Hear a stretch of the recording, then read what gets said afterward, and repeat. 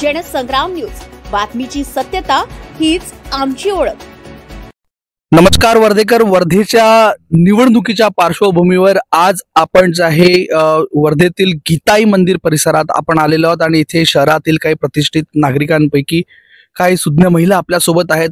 नेमकं ह्या आलेला योगा करायला रोज येणाऱ्या ज्या महिला आहेत यांच्या मनात काय दडलेलं आहे आणि काय प्रकारचं वातावरण सध्या यांच्या आजूबाजूला आणि वर्धा शहराला घेऊन काय वाटतं आणि याबाबतची आपण यांची प्रतिक्रिया घेणार आहोत। निवडणुकीत काय बदल व्हायला तुम्हाला वाटतं?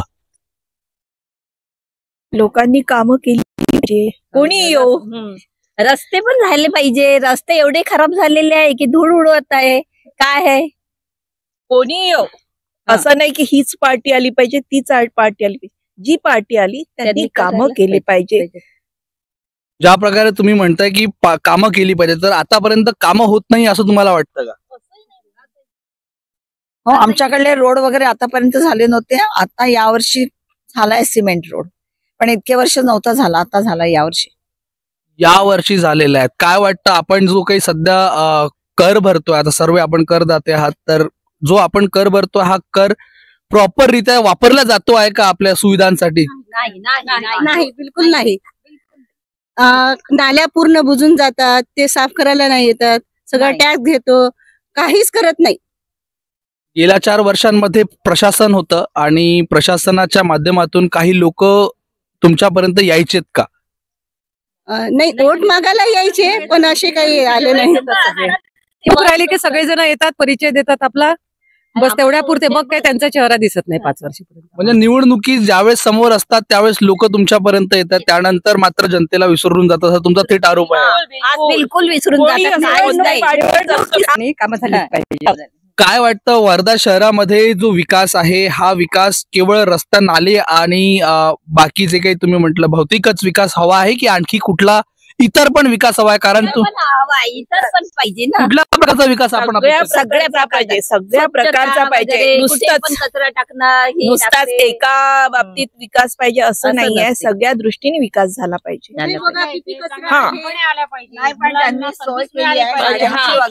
गाड्यांची वगैरे सोय झाली आहे, तरी पण नागरिकांची पण चुकी असते। नागरिक पण कचरा इकडे तिकडे टाकतात, त्याच्यावर पण फाईन व्हायला पाहिजे, त्याच्यावर फाईन नक्की व्हायला पाहिजे। कारण नागरिकांना पण सवय लागायला पाहिजे की चांगली स्वच्छतेची। आणि आमच्या आजूबाजूला गार्डन्स झाले पाहिजे, जे नाही आहे गार्डन आमच्या एरियात अजिबात नाही आहे। सध्या जे तुम्ही म्हणताय की लोकांमध्ये जागरूकता व्हायला पाहिजे, आणि ही जागरूकता निर्माण होण्यासाठी तुमच्या माहितीला सांगतो की नगरपालिकेच्या माध्यमातून ज्या जवळजवळ 1 कोटी रुपयांचा खर्च करण्यात आला, पण तो कम्प्लीटपणे हा व्यर्थ झालेला आहे। त्याच्यामध्ये मोठ्या प्रकारे भ्रष्टाचार झाला। काय वाटतं की एवढा मोठा निधी खर्च करून पण जर लोकांमध्ये जागरूकता येत नाहीये किंवा पैसा जर जागरूकतेसाठी खर्च होतोय, तर ही जागरूकता कशी येणार आणि कुठल्या पद्धतीने ही जागरूकता करायला पाहिजे असं तुम्हाला वाटतं? एकदम व्यवस्थित त्यांचे काम व्हायला पाहिजे। ज्या प्रकारे हे लोक निवडून येतात आणि साफसफाई तर राहतच नाही या लोकांची। जेव्हा आम्ही यांना फोन करून सांगतो तेव्हा आमच्या एरियात ते लोक पाठवल्या जातात, त्याच्याशिवाय कुठली एकच आमची जी सदस्य आहे ती करते आमच्या याच्यातले काम। काय वाटतं, आणि नवीन जे जनरेशन आहे त्यांना चांगला काम मिळालं पाहिजे, आपल्या इथे कंपन्या आल्या पाहिजे। आपले लोक बाहेर गावात जातात, मुलं देशात बाहेर जातात, त्यांना काम तिथेच मिळतं, आपल्या इथे अशी कुठलीही सोय नाही। आणि रस्ते जे आता नवीन होऊन राहिले आहे ते चांगली गोष्ट आहेत, आम्ही त्यांना ते मान्य करतो। पण काही लोकांचं असं आहे की झोपड्या उठवणं हे वगैरे हा जो प्रकार आहे, आता जे लोक बसलेले आहे त्यांना तिथे राहू द्यायला पाहिजे असं वगैरे आमची म्हणजे आहे। आता जे लोक काही नाही जाऊ शकत ना, जुने वगैरे झालेले आहे, ठीक आहे, त्यांची काय सोय ते लोक करतील। काय वाटतं या सगळ्या सिच्युएशन मध्ये जे नगरपालिकेवर जे भ्रष्टाचाराचे आरोप लागले होते, हे भ्रष्टाचाराचे आरोप येणाऱ्या दिवसात ते उघडताना दिसेल की भ्रष्टाचार वाढेल? काय वाटतं? वाढेल, नक्कीच वाढेल, कधीच कमी नाही झाला। कोणताही येऊ दे, कोणताही पार्टी येऊ दे, भ्रष्टाचार हा आहेच। कोट्यवधी रुपयांचा भ्रष्टाचार होईल असं वाटतं। हा भ्रष्टाचार कधी कमी होणार नाही असं तुम्ही थेट म्हणता? कोणता पण येऊ द्या, तो कोट्यवधी होतोच, भ्रष्टाचार आहे। मग यावर काय वाटतं, याच्यावर काहीतरी नियोजन समिती बनायला पाहिजे असं तुमची काही मागणी आहे? नक्की बनायला पाहिजे, नक्की बनायला पाहिजे। काही नियोजन होत नाही, ती नियोजन समितीवरती जाते, पण समितीच भ्रष्ट होऊन जाईल। बिलकुल नाही, साधारण लोक हे साधारण भ्रष्ट आहे। भ्रष्ट आहे सर्व. या सगळ्या याच्यामध्ये महिला म्हणून आपण जे आहे महिलांसाठी काही विशेष मागण्या आहेत का आपल्या? काय वाटतं महिलांसाठी शहरामध्ये काय वेगळं झालं पाहिजे असं काही वाटतं का तुम्हाला? जिथे आम्हाला इकडून हाकलते तिकडून जातो योगा करायला काय आहे हे काही नाहीये ते योगा. कुठल्या प्रकारचं सशक्तीकरण तुम्ही म्हणताय की महिला सशक्तीकरण झालं पाहिजे? महिलांना प्रत्येक म्हणजे याच्यामध्ये जॉब मिळाले पाहिजे, त्यांचा दर्जा हा नेहमी उच्च राहायला पाहिजे.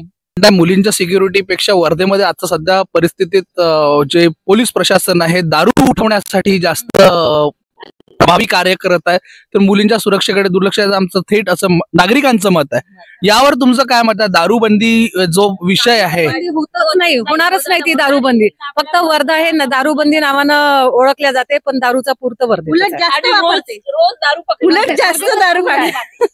काय वाटतं हे जे पोलीस प्रशासन आहे, पोलीस प्रशासन दारूबंदी किंवा या बाबतीत ज्या कारवाईसाठी जे कार्य करतं त्या व्यतिरिक्त महिला सुरक्षा किंवा इतर सुरक्षेकडे त्याच्यामुळे दुर्लक्ष होतं. हा दुर्लक्षच होतं ना. तर काय वाटतं त्याच्यावर मग सोल्युशन काय आहे? त्यांनी केलं पाहिजे, हेही केलं पाहिजे, दोन्ही केलं पाहिजे, दोन्ही केलं पाहिजे. काय वाटतं दारूबंदी? काही लोकांचं असं मत आहे की दारूबंदी हटवून चांगल्या प्रकारचं दारू जे आहे ते उपलब्ध झाल्याच पाहिजे. नाही दारूबंदी आपला वर्धा शहर दारूबंदीवाला आहे आणि रोज वर्धा शहरात बातम्या रोज इथे दारू पकडली, रोज रोज कशी दारू येते शहरात, कुठून येते आणि बनते पण कुठून. वास्तविक तेच तोच खेड्यांमध्ये वॉशआउट करतात, तेवढ्याले ड्रमच्या ड्रम उलटवतात, तर ते त्याच्याकडे दारूचेच ना ड्रम ते काम देतं, म्हणजे गावरानी दारू काय गावठी दारू. काय एक शेवटचा आपण एक प्रश्न घेऊया की नेमकं ही दारूबंदी जी आहे ही काय वाटतं उठली पाहिजे? कारण बऱ्याच जणांची अशी मागणी आहे की जेणेकरून सर्वसामान्य लोकांचं आरोग्य सुधारेल असं बऱ्याच जणांचं म्हणणं आहे. सरकारचं नुकसान होत आहे असं लोकांचं म्हणणं आहे, कारण फायनान्शियली जो रेव्हेन्यू मिळायला पाहिजे ते भेटत नाहीये. प्रॉफिट असतं का बाकी याच्यात नसतं का? म्हणजे दारू पिल्याने लोक वाया घालवायचे म्हणजे प्रॉफिट असतं का? पण आता जे परिस्थिती आहे, काही लोकांचं मत आहे बघा, मी नाही पित पण वास्तविकतेत बरेच जणांचं असं मत आहे की शहराला याच्यामुळे नुकसान होतं, कारण जी घाणेरड्या लेवलची दारू लोकांना मिळतात जे लोकांना आरोग्यासाठी खूप जास्त हानिकारक आहे. काय वाटतं लोकांना? कमी कमी वयाची मुलं जात आहे त्या दारूमुळे. या व्यतिरिक्त मध्ये वाढतं एमडीचं जे प्रमाण आहे याच्यावर सुद्धा काय मत आहे? कारण आपल्या सर्वांच्या घरी मुलं असतील, काय मत आहे आपल्याकडे वाढतं एमडीच्या प्रमाणावर? आता सरकारने आणायला पाहिजे, आता त्याच्यावर सरकारने आणायला पाहिजे आणि पोलीस प्रशासन सतर्क राहिली पाहिजे त्याच्यासाठी. जबाबदारी स्वीकारली पाहिजे. नागरिकांचं पण ते कर्तव्य आहे, स्वतः कंट्रोल ठेवलं पाहिजे आणि त्याच्यासाठी मॅफेड्रॉन ड्रग्ज. या सगळ्या याच्या शेवटचा आणि अंतिम प्रश्न घेणार आहोत. काय वाटतं येणाऱ्या दिवसांमध्ये नगराध्यक्ष पदासाठी असणारे जे उमेदवार आहेत आणि यामध्ये कुठला पक्ष बाजी मारू शकतो असं तुम्हाला काय वाटतं याच्यावर? पक्षाविषयी तर मी बोलणार नाही, फक्त की आम्हाला आमचं वर्धा शहर स्वच्छ हवं, जिकडे तिकडे कचरा नको. इथून आपल्या कचऱ्याच्या गाड्या जातात ना, तिकडे रोडवर असे कचरे टाकून देतात, ते पण नको. इव्हेंट सारख्या तिथे इतकं कचरा, जसे आमची मुलं फॉरेन मधून वगैरे आले, आम्हाला असं चांगलं वाटत नाही की आम्हाला आमचं स्वच्छता पाहिजे, बस कामं झाली पाहिजे.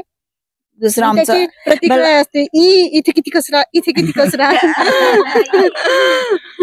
सर्व इव्हेंट जवळचाच कचरा उचलला पाहिजे, ते स्वच्छता केले पाहिजे. आपलं वर्धा शहराचं स्वागतच ही अस्वच्छतेने होत असं तुमचा थेट म्हणणं. तो एकच आहे, तर तो स्वच्छ झाला पाहिजे, दुसरीकडे नेऊन टाकायला पाहिजे तो कचरा. मला असं वाटतं की त्यांच्यासोबत नागरिकाचंही कर्तव्य आहे, आपण पण कचरा इकडे तिकडे टाकला नाही पाहिजे. ज्या आपल्या इथे नाही आहे त्या उपलब्ध असायला पाहिजे. ज्या मोठ्या शहरात जसा ठेवल्या जातात ते आपल्या इथे तशा डस्टबिन लावलेल्या नाहीये. आणि म्हणजे त्याच्यावर फाईन असला पाहिजे, कोणी टाकला तर त्याच्यावर फाईन असला पाहिजे, दंडात्मक कारवाई झाली पाहिजे असं तुमचं मागणी आहे, जेणेकरून लोकांना एक जे आहे कंट्रोल येईल. लावला पाहिजे आणि ज्यांनी कचरा टाकला त्याच्यावर दंड दिलेली माहिती ही वरच्यांपर्यंत पोहोचेल आणि या वरिष्ठांवर येणाऱ्या निवडणुकीमध्ये मोठ्या प्रकारे जो आहे बदल घडेल ही अपेक्षा आपण करू. चुकीची जी पार्श्वभूमी आहे या पार्श्वभूमीवर जी निवडणूक लागलेली आहे, काय वाटतं काय बदल हवे आहेत? आपण महिला म्हणून काय बघतो बदल हवे शहरामध्ये? आता बदल तर पहिले तर विश्वास बसला पाहिजे त्या मेंबरवर, कारण जिकडे तिकडे आता काही ऐकायला भेटते, काही एकमेकावर हे करतात. तर त्याच्यामुळे कोणता उमेदवार चांगला पहिले हेच निवडणं आवश्यक वाटते, नंतर तर परिवर्तन. आणि असं वाटते की जो खुर्चीवर जाईन त्याचं परिवर्तन होऊन पहिले तर चांगला वाटते आणि नंतर मग त्या खुर्चीवर बसल्यावर त्याला त्याच खुर्चीची हे लागते असं वाटते. म्हणजे तुमचं असं थेट म्हणणं आहे की शहराचं परिवर्तन करता करता तो स्वतःच परिवर्तन करतोय. काय वाटतं नेमकं महिला सुरक्षेला घेऊन आपल्याला काय वाटतं, शहरामध्ये काय बदल घडले? हे बघा, महिला म्हटलं तर आपण महिला म्हटल्यानंतर महिलेला पहिले एक तर प्राधान्य दिलं पाहिजे. आता त्यांनी तर 30% आरक्षण दिलेच आहे. त्याच्यामुळे कसं आहे, आता महिला म्हटलं की त्याने महिलाकडे पाहण्याचाही दृष्टिकोन कोणाकोणाचा बदललेला असतो, काय असतो, कोणाची नजर कशी असते, काय असते हे आपण काही सांगू शकत नाही ना. पण आजकाल मुली पण इतक्या आघाडीवर गेल्या. आता पाहिलं नाही का आपण वर्ल्ड कप जिंकलेला आहे. मुलींना पण प्राधान्य दिलं पाहिजे, त्यांना पण मोठ्या मोठ्या पदावर त्या पण गेल्या आहेत.